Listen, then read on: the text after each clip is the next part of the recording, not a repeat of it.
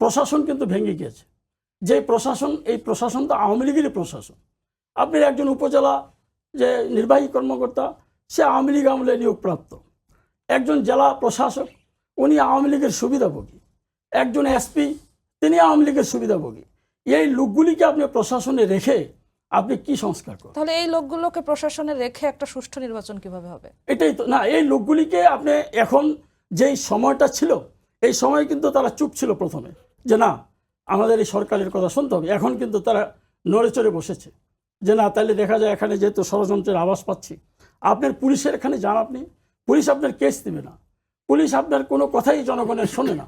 কারণ পুলিশ মনে করে যে এখন যদি আমরা এই অবস্থায় থাকি, দেখি না আমাদের যে আমাদের নেত্রীকে আমরা আবার ফিরে আনতে পারি কিনা।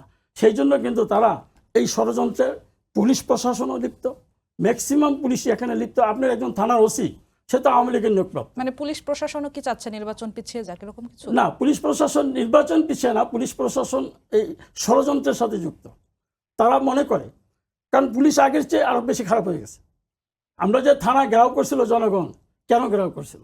পুলিশের প্রতি মানুষের যে ঘৃণা, বিদ্বেষ, এইটা থেকে মানুষ থানা ঘেরাও করেছিল, পুলিশের উপর চড়াও হয়েছিল। কারণ পুলিশ নির্বিচারে মানুষের উপর গুলি করেছে, পুলিশ মানুষকে বিভিন্নভাবে হয়রানি করেছে। একজন লোক তার জমি বিক্রি করে টাকা নিয়ে বাড়ি যাচ্ছে, সেখানে রাস্তায় তাকে আটকে বলছে পকেটের মধ্যে ইয়াবা দিয়ে যে তুমি ইয়াবা ব্যবসায়ীটি, বলে তার কাছ থেকে টাকাগুলি ছিনিয়ে নিয়েছে। এই ধরনের অনেক ঘটনা ছিল, যার জন্য পুলিশের প্রতি মানুষের বিশ্বাস নাই। আপনি যত বিলম্বিত হবে, তত বেশি ষড়যন্ত্র গভীরে তারা চলে যাবে, আরও বেশি ষড়যন্ত্র হবে।